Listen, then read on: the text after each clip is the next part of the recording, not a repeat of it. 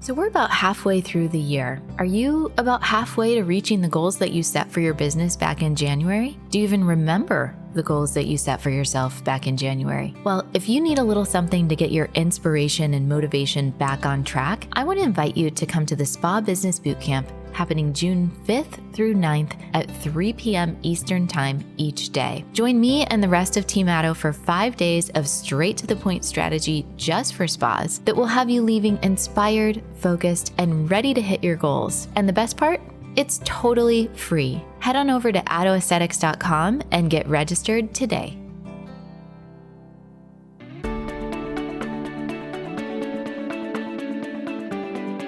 Hello, my dears, and welcome to the Spa Marketing Made Easy podcast. My goodness, it has been a couple of busy weeks over here at Addo Aesthetics. We just wrapped up the AMS on May 17th. It was simply beyond. We are getting ready to host the Spa Business Bootcamp on June 5th. Starting on June 5th, we've got a lot going on. But I wanted to share some feedback, some comments that we got in the Facebook group around the AMS, just to give you some insight of what our events are like if you've never participated, if you've never been to any of our events before. We had one comment say, without a doubt, the best seminar I have attended in this industry. Another gal said, feeling so inspired after the seminar, I'm acting different and I feel different. Who am I? Hashtag spa CEO here. Love that. And then finally, we had a comment that said, well, for starters, I feel 1,000 times lighter. Even though I know the intense work is ahead of me with Growth Factor, I know that if other women like me can succeed with this calculated support, so can I. Planting and growing with a garden of talented, passionate women like myself is also invaluable, since living with the driving force can be so very isolating. The Addo Aesthetics conference was just one click away from my IG feed. I didn't even know anything like this existed. Amen. Thank you. Oh my gosh, like the conference, you guys, the AMS was just so, it was 10 to 4, Monday and Tuesday, and it went by in like a second. it was so fast.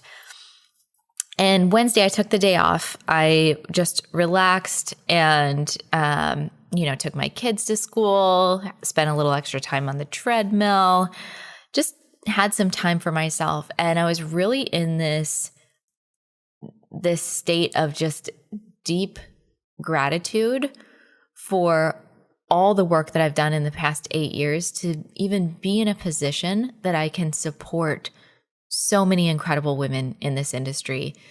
We're teaching strategy, we're teaching business building, all of those types of things. And now we're in a position that we can fund grants. And that is so huge. And just, I'm still trying to wrap my head around just the gift that we have to be able to do this for such an incredible industry. Now, talking about the grants, I wanted to share, this was actually an interview that we did at the AMS. It was an interview with Andrea. Now, Andrea, if you're a longtime podcast listener, I'm sure you've heard about her. She's the one who went from solo to retired spa owner in 18 months. She, I have continued to work one-on-one with her. This is, I think, our 3rd year now. And I brought her on because I wanted her to share, what happens when you become work optional. What do you do? And today she is the CEO of $1 million spa. She's the founder of a skincare company and the founder of a 501c3, the Liberte Foundation for Women. And we at Addo Aesthetics have committed to donating a percentage of our profits to the Liberte Foundation for Women. And they in turn will use those donations to provide grants in $10,000 increments to women in the beauty industry. So if you have not applied yet, please do so. We're actually going to open up the application process tomorrow, May 31st. It is available for all women in the beauty industry. You do have to be in the US or Canada. Okay. So we've only got approval for those 2 countries right now. We're in the works of getting approvals for other countries, but these things take time, right?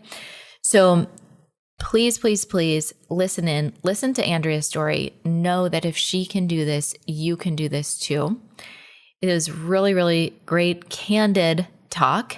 Also, we went on a couple of tangents, and I want to give you a heads up because I know some of you listen with your kids in the car, and just know that there are some topics and some language that may not be appropriate for your children.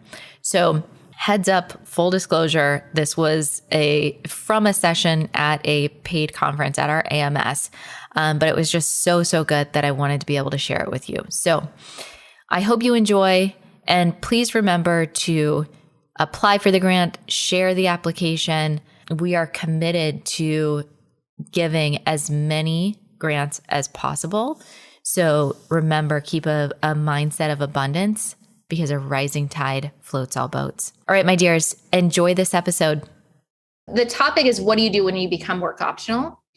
So tell me about your process, like the mental things that went on, guilt, anything like that. Like, what did you go through? Everything. But walk me through, like, from the solo esthetician. Yeah. We talked about your first event, which was pre-COVID, but like that first initial event of, getting those new clients booked, gradually getting yourself out of the treatment room. What did you do? Did you ever feel guilty, or like, what am I supposed to do with myself?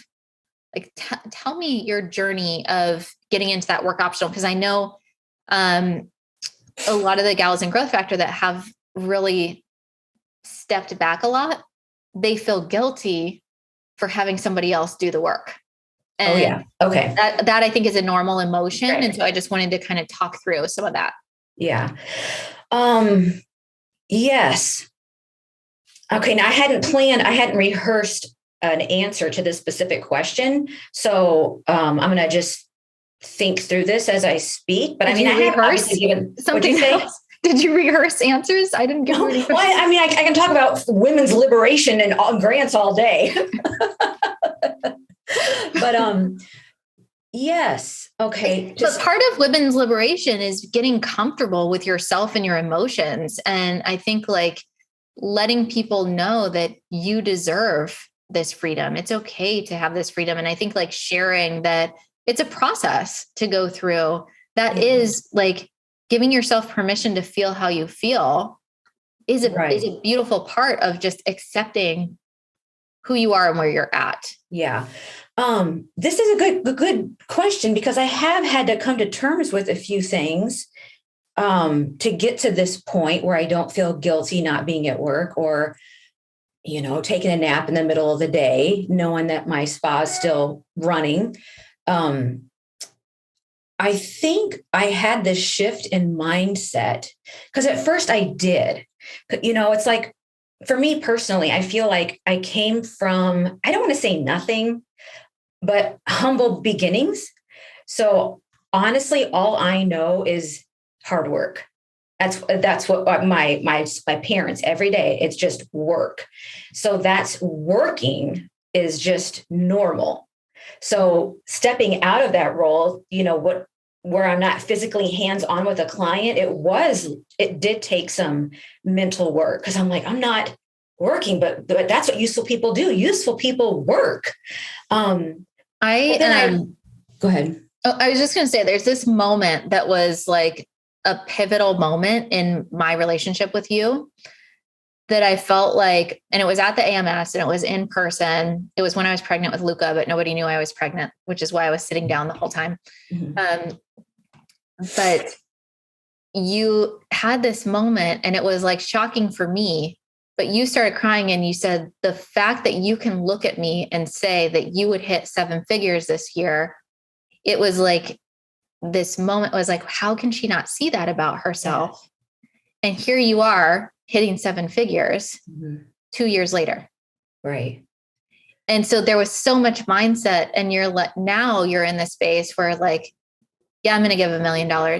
to women every year. Right. Like that's my focus. That's what I do. That doesn't happen overnight though. You have to get through those tearful moments. And I think that what was really pivotal for me is when I got clear on what I wanted with my life, what I wanted my days to look like, how the impression I wanted to leave on my children, because I knew that would affect how they would raise their children.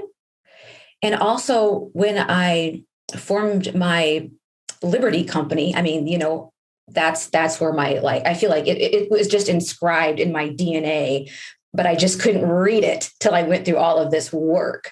But now that I know that it's there, like I'm so mission driven.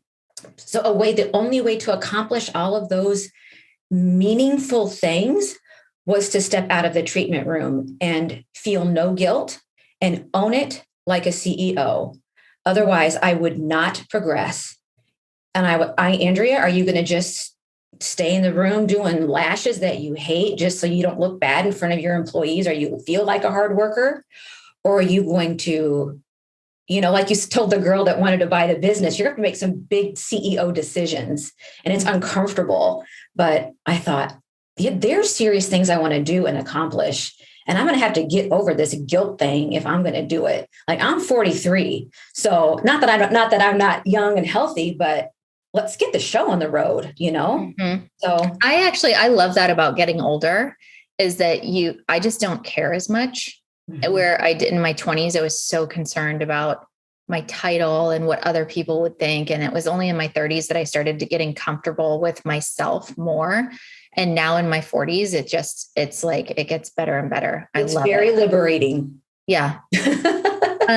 So something that you say, I know something you ask yourself a lot that I love is, would the CEO of Starbucks let this happen? Or how would the CEO of Starbucks handle this? That's not exactly what you taught me. You taught me a phrase that was a little more colorful than that. Look, this is publicly. Okay, we'll keep it PG. We'll keep it PG. Yeah. And that was such a powerful, and I mean, you've probably told me 1,000 gems like that over the years. And that one, for whatever reason, really stuck to me. I know why. It's because I go to Starbucks every day and both of my kids work there. And when I see you've got this international brand that people will park around the block to get into. And when you go inside, it's a bunch of 20-year-olds running the show. They've got a good CEO. They're doing something right. And I'm going to do something that right. So I have to start making, Starbucks type decisions.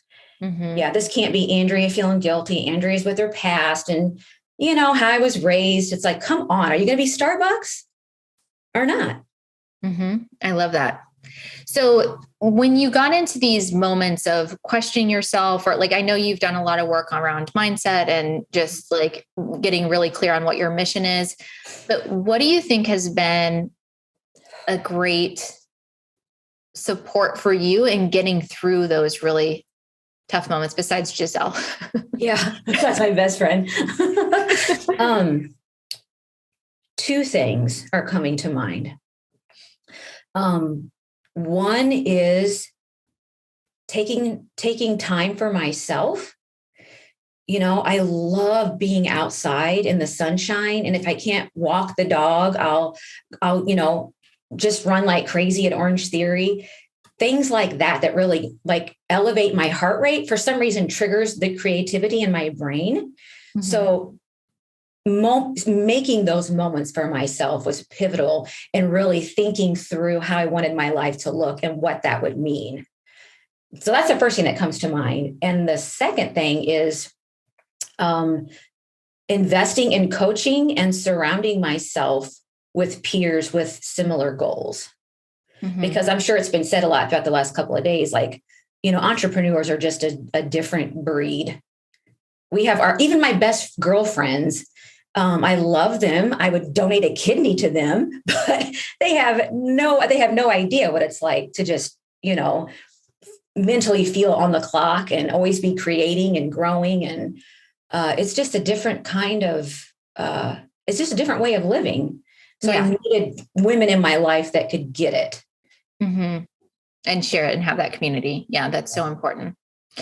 Okay, so let's share a little bit from your perspective, because I've talked about the grants, I've talked about your mission, but tell me a little bit about the Liberte Foundation and about your mission. And hello, we need to do giveaways, and we're giving away an Onyx. We are, by the way, we sold out of our first 25 spots before lunch. So cool. That's good. Yeah. So all 25, we've got 25 people that are getting an Onyx, but we're also going to give away an Onyx. So maybe we'll do that. We'll do that after we finish your call, but we'll do that. So tell me a little bit about Liberte Foundation, what you're about, what you're doing, what your life looks like now that you are completely work optional. Okay. We're just busy saving the world. Oh my God. Yeah. Let me adjust my cape. No. Okay. What is it? What is it about? What is it about? Okay. The Liberte, it's twofold. Okay. So I have the Liberte skincare company. That's an official LLC. And that's the company that manufactures the Onyx device. And then I also have the Liberte Foundation for Women, and that's a 501c3 that, so it's a nonprofit that we can use proceeds or, profits from the LLC to donate to the nonprofit so we can start giving grants to women to start or sustain small businesses. Liberté is the French word for freedom. So that's what it really all comes down to is, for me personally, I was able to create some pretty amazing freedom in my life. And it was because I was able to harness the power of being an entrepreneur. And I think a lot of times that's all, they already have the power. It is inscribed in their DNA, but they just need the cash. And so that I hope the Liberte Foundation can serve to fill that void in the lives of women. And I know you're really passionate about women in the trades also. Mm-hmm. And talk to me a little bit about that. I know that this is for all women entrepreneurs, but there's a special, is it because you're in the beauty industry, or is it because, where does that come from? Okay. That comes from, it comes from, I was raised a particular way amongst a really closed off organization of fundamentalist, super uber religious, patriarchal people. Okay. That doesn't sound creepy at all. So anyway, I was raised in a community where, basically I was told I wasn't allowed to get an education, like a university education. I could take a trade. I could probably have gotten away with maybe like a 2-year associate's degree or something, but the organization believed that higher education would expose our minds to ideas that would draw us away from the church. And so I was told that, university education was not an option. So I went along with it, because when you're in a situation like that and the people are telling you, it's not our idea, this is what God is saying. So there's a different kind of responsibility when you feel like, well, if I get an education, am I going to be making my husband mad, my grandma mad, or am I making God mad? So that's how serious this anti-university education was. You were going to be about a battle of wills with God. And I'm like, oh, well, I don't want to deal with that. So I'll just shut up and be happy. But I wasn't happy.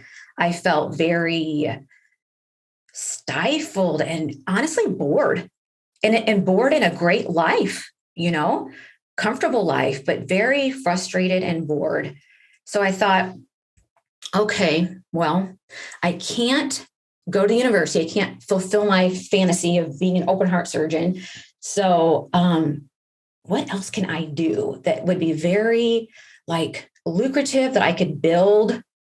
And one day I was at my aesthetician getting bikini wax, and she's doing my bikini wax, and we're laughing and having a great visit. And all of a sudden I thought, oh my God, I'm here 15 minutes. She made $40 off me plus a $20 tip. And I started multiplying. She can do 4 an hour. And we're laughing and having fun. Once I did the math, I thought, this is better than a university education. I'm going to go to beauty school.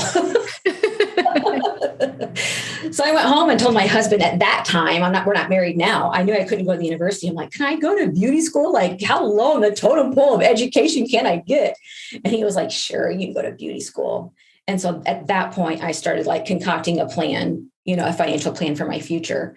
So that's the long story of why I have such an affinity for women in trades, because now, even though I do have a little bit of like resentment over that, not having that university education, it's amazing. You make more money now than my God. I can be like, my spa's going to bring in $1 million and I run a nonprofit and travel the world. And I mean, and it's $1 million this year. Think how old your spa is. Right. Yeah.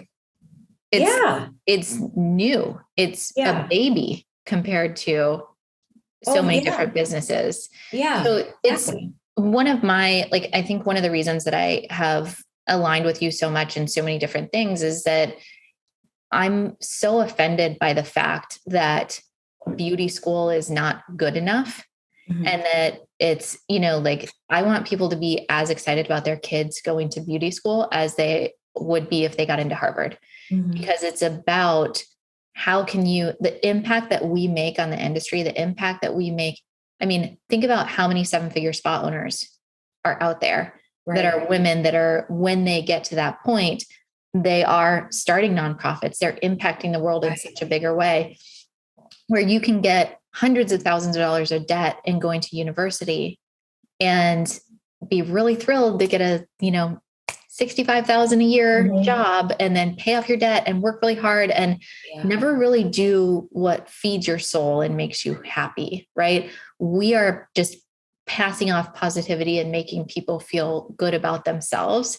And that impacts the world in such a bigger way. So for me, I want every woman in this industry and man in this industry to understand how important the work is that they're doing and understand what an impact they're making on so many people by how many people a spa day is the most luxurious thing they could ever imagine for themselves. And that's what we do every day, right? Is provide that gift for people. It's really, really powerful. And I think that when, I am doing a lot of work around feminine right now. It's been a big focus in my life for the past 2 or 3 months. And just trying to uncover so many limiting beliefs that we have as women. The fact that there's even religions out there that say that women can't get an education is mind blowing. And there's so many. It's not just mine. Yeah.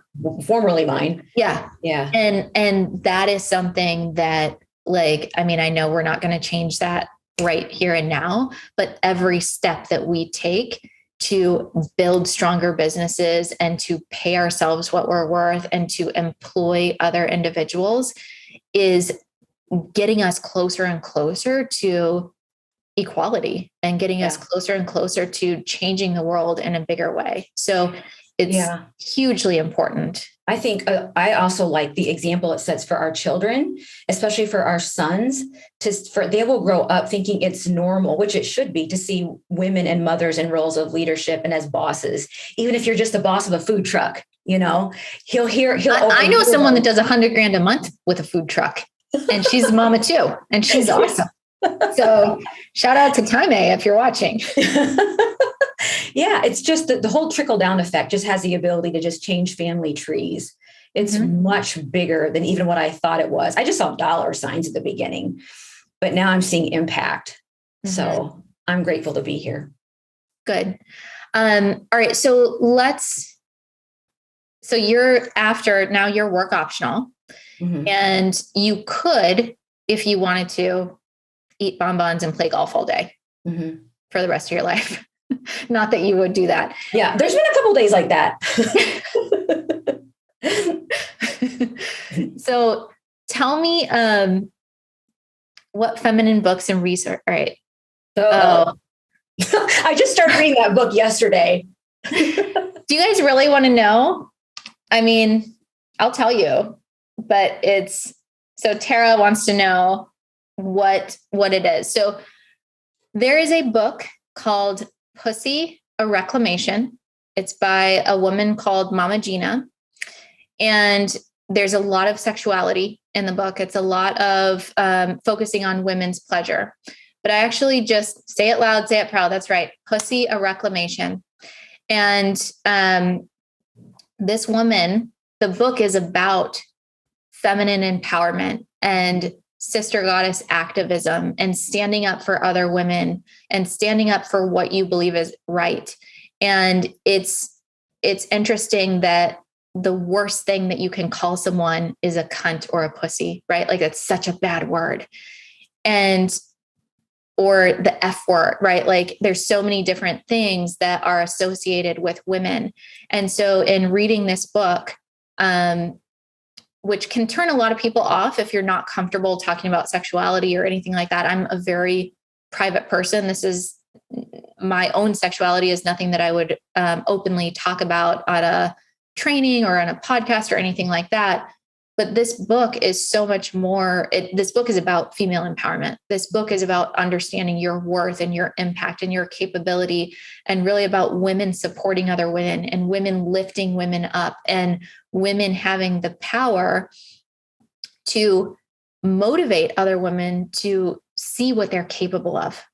And there's the book. Giselle is taking it or posting it there. But I actually, this morning when I was doing the treadmill, I finished the last chapter, and I actually have a connection with Mama Gina, and I like have the ability to have her on my podcast. And I was going through this if I wanted to, and I was going through this like emotional thing. Like, can I have the author of Pussy on my podcast? Can I do that? Spa Marketing Made Easy. Spa Marketing Made Easy with Mama Gina, but I'm reading it currently. Great book. Naz, you're reading it right now? That's amazing. But it's so like, I think I might, but this is my own personal growth. A month ago, when I told my Growth Factor VIP people, or however long ago, I was like, I'm telling you guys this, but I'm not going to talk about it publicly because it's so like, I can't talk about this publicly, but now after finishing the book, I really feel like every woman needs to understand her, and it's not like bashing men in any way. She talks so much about how she loves men and, but it's about relationship and women supporting other women and female empowerment. It is a fabulous book. I'm even more obsessed with Daniela that she would say those words out loud. Okay. Well, there you go. So anyway, there's that book is kind of the starting point, but I'm really like what I'm trying to discover, the path that I'm on right now personally is really trying to understand what are all these limiting beliefs that I hold as a woman that I don't even know. Exactly. Unconscious. I think that's what she called it in the book. Yeah. Unconscious beliefs of what is possible for me. Unconscious beliefs of what I'm capable of or what my power is. And she does a lot of like going back to mythology and going back to all these different things, but it's a life-changing book. And one of the exercises that she does in the book is I actually had my team do this for Feel Good Friday. It's called Brags, Gratitude, and Desire.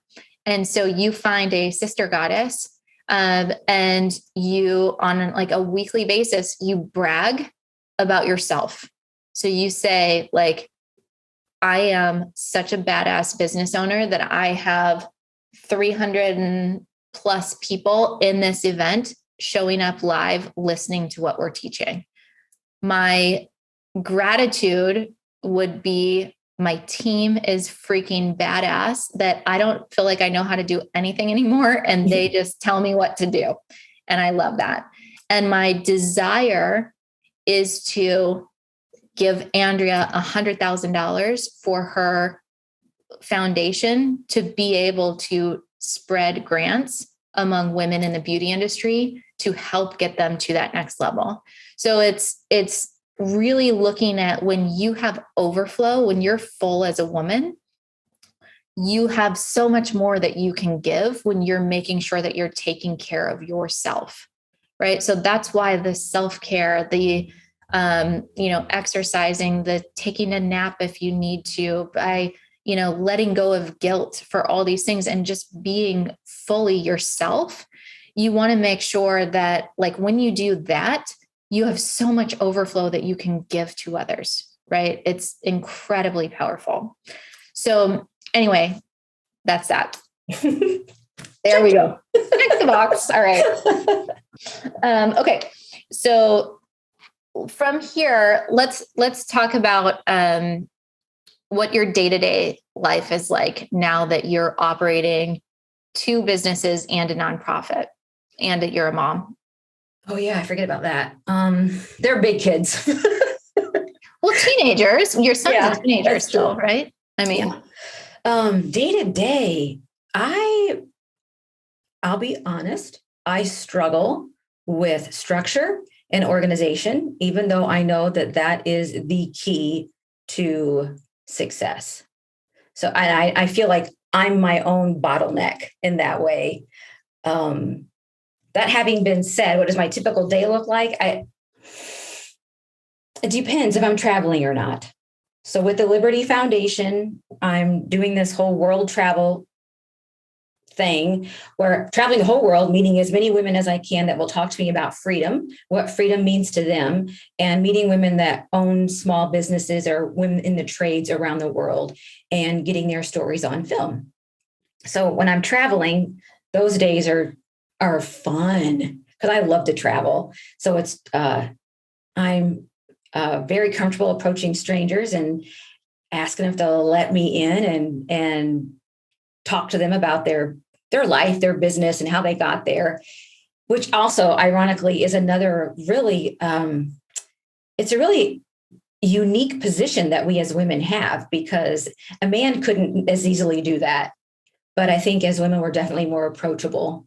So when I'm traveling, it's just fun. I just walk and talk all day and carry me with my videographer, my photographer, documenting all of these stories. When I'm not traveling, it's honestly a lot of office work. But I love it. It's like I go to the gym and take a shower, then I get in this little rented space and I just get at my laptop and can start diving into the things I need to do. But there's freedom for, if I need to take my kid to the doctor or take the dogs to the park in the middle of the day, take a nap, I can. I love that. So I want to look at the comments here and see what you guys, let's see. What questions do you guys have for Andrea? Someone said Reader's Digest version of Andrea's 18-month journey, please. So from solo to, when you open the space, you pretty much had the event right away. Mm-hmm. You hired your team. That was in November. You were out of the room by January, right? Yes. So the event was November. You were out of the room by January. You had, when COVID hit. So there was that. You had some ups and downs with kind of finding your team, right? Because you had to, hire and fire a lot of people until you figured that piece out. Yeah. And then when did you fully step out that you were at probably the 10-minute or 10 hours a month mark? I don't know. You might know more than me. Maybe a year ago, 6, not time goes by fast. I think it was at least, I think it was. So the thing is, when we talk about 10 hours a month, so what Andrea really is doing, she has an incredible spa manager that runs the day-to-day. And Andrea, her work with the spa is really checking in with Heidi. Do you need me for anything? Mm-hmm. What are the numbers? What's going on? Are there any fires you need my help with? Right? That's her work for keeping that business going. Mm-hmm. There are moments Andrea could get pulled back into the business. Oh yeah, I'm fully aware. Yeah. So there's, that's something that I want you to keep in mind as well, for those of you that are like, wow, I want that. But I think you've said in the past, like the part of the journey that has been the most really helpful in getting you was building a strong team, getting a good spa manager, having your spa manager utilize the systems and like running the business as a systems-based business, and then getting your providers in there. That's what really allowed you to step. But that's easier said than done. I mean, it sounds great. I remember years ago, you said, well, one day you'll have to get a spa manager and just like pay her $50,000 a year. And in my head, I was like, yeah, like that's never going to happen. But now I do.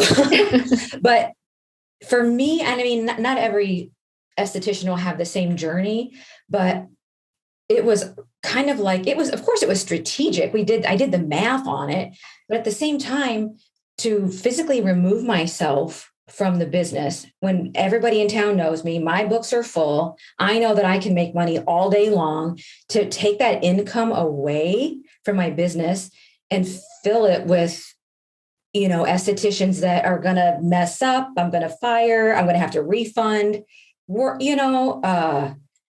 That was it. You have to just be, unless you're just like so financially set, you've got tens of thousands in the bank where it doesn't matter. I didn't.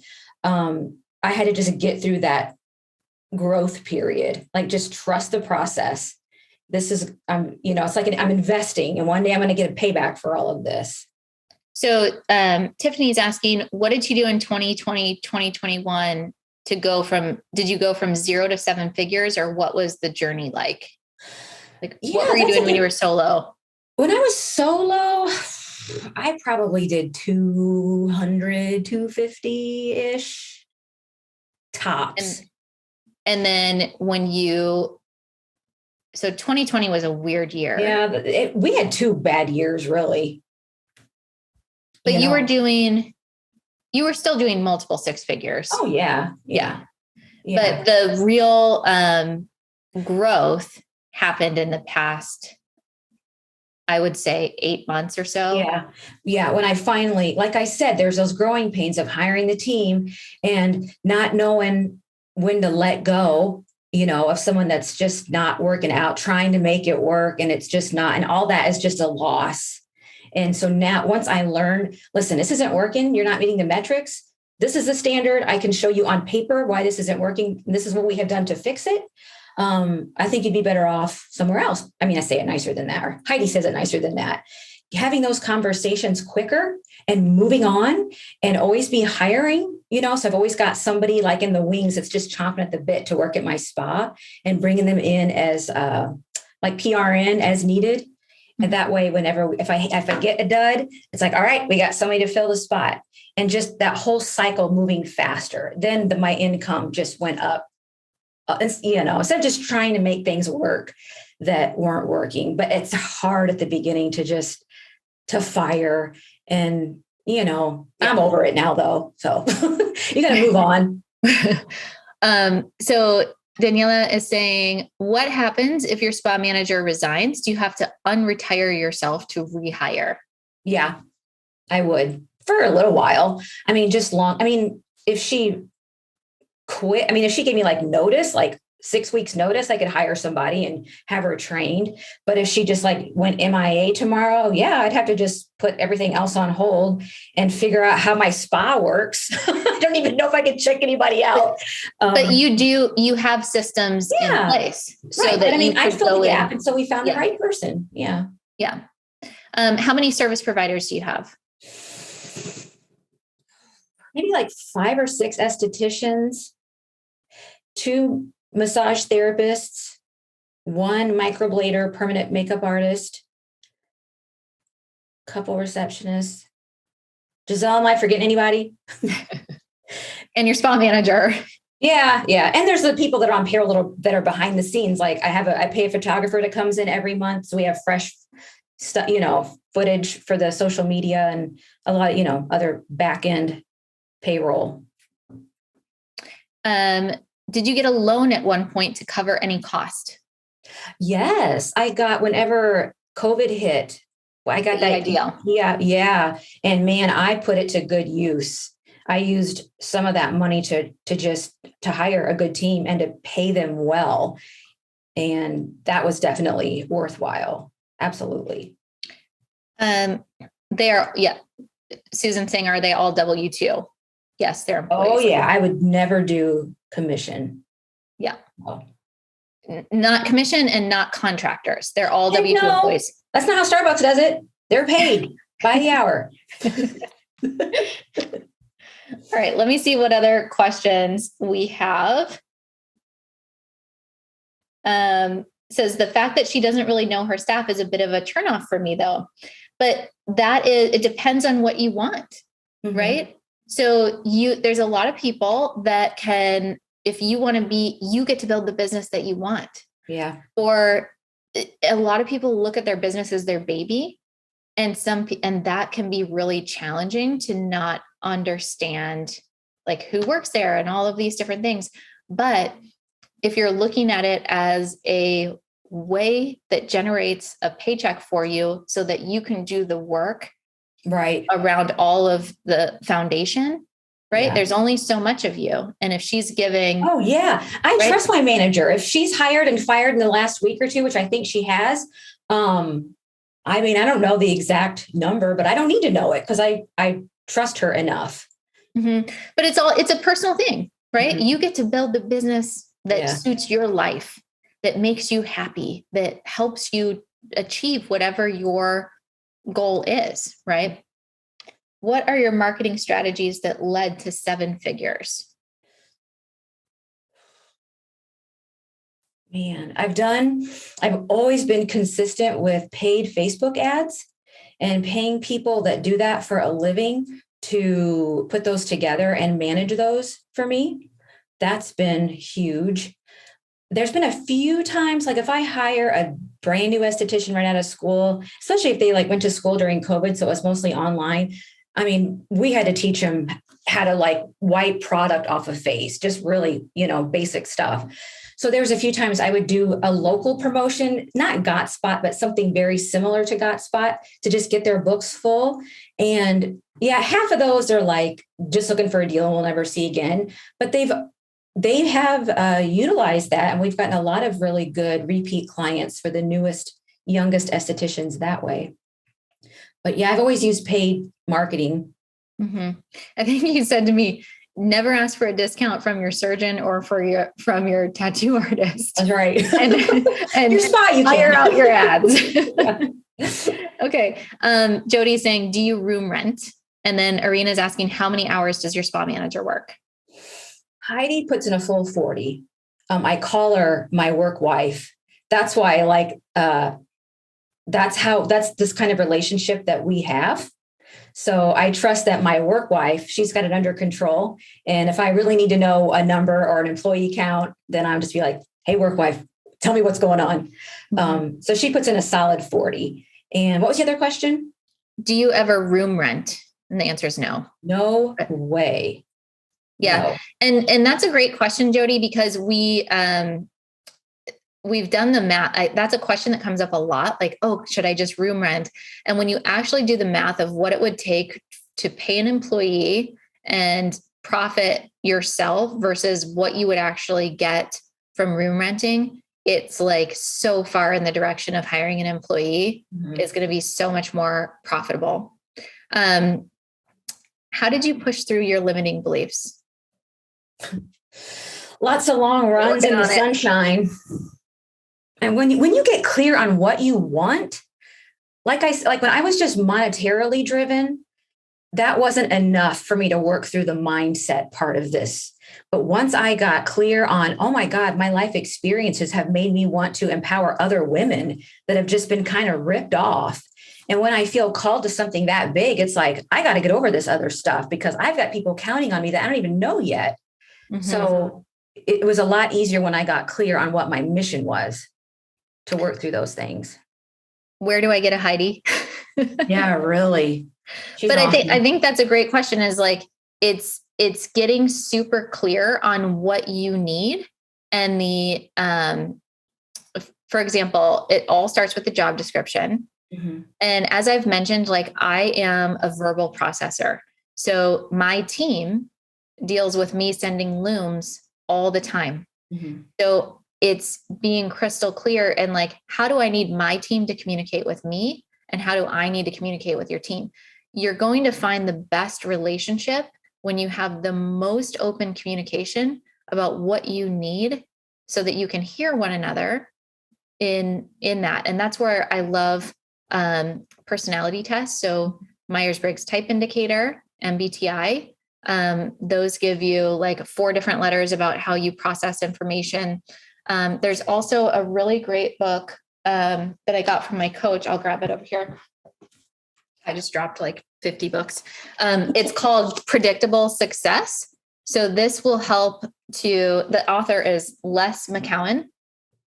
But this really helps. Like I am a very strong processor, but this helps to understand, is the person that you're hiring an executor, a processor, a strategist? Like what do they enjoy doing? And there is a big difference between a manager and an executor. And that was something that for me was really important in my learning process. So when I was like building my team, I just immediately assumed everyone wanted to be a manager because that's where my mind always is. And Danielle, I know she won't mind me sharing this, but Danielle was like, I hate managing people. I don't want to manage people. I just want to do my work. I want to know what my task is. I want to check my box and that's it. And I was like, whoa, okay. I'm glad we had that conversation. Right. So really being able to understand who that person is, what they want, what their career goals are, and making sure that you as the spa owner and whomever you have as the spa manager have crystal clear communication and expectations of, because it's going to be like Heidi is perfect for Andrea, but Heidi may not be perfect for Amanda, right? Like it's exactly. Really understanding the personality types and the mission of the company. Okay, let's see. We'll ask a few more questions. How do you cover the 6th day of the work week when your spa manager isn't there? Well, we're open 7 days a week. So we just have a part-time receptionist. So Heidi, she's the manager. She does a lot of reception work too, but it's kind of like 2 different roles though. It is. Yeah. So she's, we have like a part-time receptionist that can come in on the weekends and cover for her. I mean, it's not her job to be there on the weekends and be the receptionist. But there's not always a manager on site. Yeah. Can you share how much an average you pay an esthetician per hour? I start everybody. Should I say this? I think this is okay, right? I think so. Okay. I start everybody at $15 an hour. Even if they're experienced 10 years somewhere else, they're coming in. And then I see what they're made of. If they meet the metrics that we, set, if they're teachable, humble, reliable, and then I like to move them up real quick after that to show, appreciation. So it's based on their performance, but everybody starts at this. And that's what I recommend in pay is like having a lower base pay, do the 90-day probationary period, look at what their metrics, what they're hitting, and then pay them, based on their performance and what they're bringing into the company. Because I've hired a lot of people, or I should say Heidi's hired a lot of people that can talk the talk. Like I've worked here, and like they're doing me a favor by working at my spa, and maybe they are, and maybe they're not. And they've come in and just not delivered. And I'm just look back and I'm so glad I didn't start them out at like 20 or 25 an hour because they needed a lot more training than they let on. Mm-hmm. Very good. All right. Do you guys have any more questions? Up to what, how high? I mean, I think it just depends on what they're doing. If they're bringing in revenue, I think you continue to pay them to keep them happy based on the performance of what they're bringing in for sure. Yeah. I foresee several of my estheticians being at $25 an hour within the next year. Okay, perfect. And a lot of people are saying, gosh, I'm at 29, like different. It's going to be, Andrea's in the Midwest. Yeah. Right? So you have to understand in a state like Colorado that has really high pay, or California or New York, you're not going to start at $15 an hour, right? You're probably going to be starting closer at $20 an hour. So it's really understanding what's the average. And again, I recommend having for your job, like your job as the spa owner is to get them busy. Yeah. Their job is to retain the people. So if you're asking them to do more than fulfillment, right, than fulfilling the service that you're bringing in, then there should be a higher pay associated with that.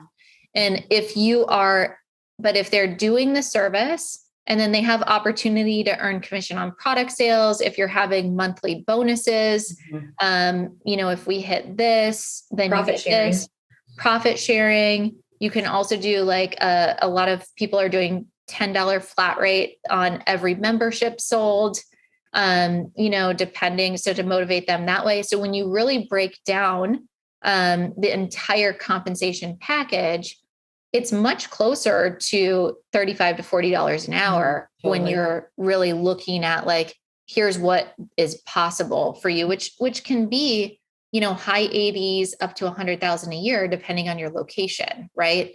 But you've got to be bringing in, you're not they've got to have skin in the game and they've got to be bringing revenue into the business so that the business can actually afford to pay that.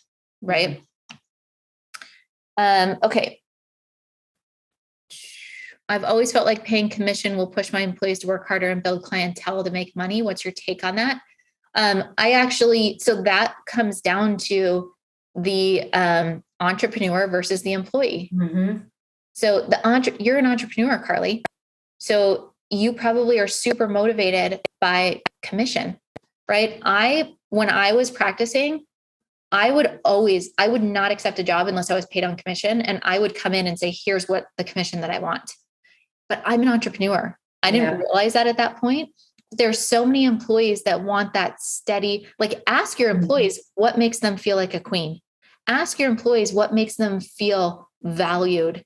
Ask your employees sometimes people want to go to these education shows. Sometimes people want to have their car detailed or to have a cleaning service come through their house or get a gift certificate to Lululemon or somewhere. They want these other types of things that makes them feel like they're part of a team. Like the pay is important, but not everybody is motivated by money in such a deep, strong way. Right. That was really hard for me to understand because when I first got this bigger space, I thought I would just do commission too. Like it's the same as the woman just said, like they'll work harder. And it just did not work out that way for me. They were not monetarily driven. They wanted the consistency of a paycheck and didn't want to be responsible for bringing, their own clients in and all that stuff. So even Tiffany on our team, when she was doing her intro, she was like, shout out to you guys. I am an employee. I like to be an employee. I don't ever want to be an entrepreneur. I don't want that up and down. I like the stability, so we have to remember that what drives us doesn't necessarily drive our employees. Okay. All right, perfect. So I think that's anything else you want to add? Should we give away an Onyx? Sure. All right. Oh, I want to show you my shirt. What does freedom mean to you? All right. So why don't we ask, like in one sentence, what does freedom mean to you? And then I'm going to close my eyes and point, and that person's going to get an Onyx. Okay. So I'll give you guys a second because I know there's always a little delay. So I'll give you guys a second. Tell me what freedom means to you. And then I'm going to point.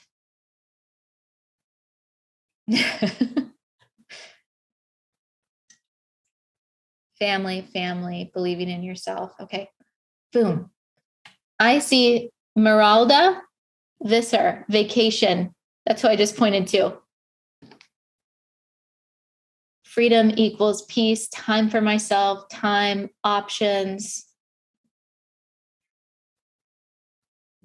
To purchase a house, to be able to choose my own life terms, to be able to have my dreams come true by having more family time, self-love. Freedom means a positive look on life. Getting back up when you crash. Yes, Kimberly. Yes. Means having choices. Yep. Choice. These are all so beautiful. So beautiful. All right. So did you guys, Giselle or Amanda, did you guys write down who won? I'm sure they did. Yep. Okay. Amazing. So we will reach out to you. And then if you guys can just share Meralda's information with Andrea, and Andrea can just ship it directly to her, it would be amazing. Don't let others define me. Believe in myself. Yes. That's huge. It's huge. Huge. It's like 40. But knowing, like, that's the beauty of building the business that you want. So something that's really cool about Andrea is like, she knew, I don't want a spa with soft music. I want exposed brick walls. I want people that have tattoos. I want black chandeliers. I want loud music, right? A lot of people can judge that and say, that's not a spa, or that's right? But she gets to build what she wants. Yeah. And she gets to follow that path, and you get to do that too. You get to define what your beautiful space looks like for you, the impact that you want to have in the world. And what a gift, right? What a gift. All right. What is Andrea's Spa's website? Beauvisage. Somebody can post that. Oh yeah. And there's her on Liberte. So if you guys want to follow Andrea and her, globe-trotting ways, the Liberte World Tour. Yeah. Where are you going next? Honduras next week? Honduras next week. And then you're going to go to Paris. Paris and Venice and London. And then Africa in the fall. We'll probably sprinkle some other stuff in. Yeah. So she's really, and Dayton, Ohio. And DC, you're coming here in September. Yeah. Okay. So what's really cool is she's going around and speaking to women all around the world that are entrepreneurs and asking this same question. So it's so beautiful to see like how much more similar we are. Right. And the same kind of stories that are coming up over and over and over again. It's a really beautiful movement. So you guys saw her here first. She's going to be on Oprah next, right? I'm going to wear my shirt for Oprah. All right. Well, thank you so much. Sure. Thanks.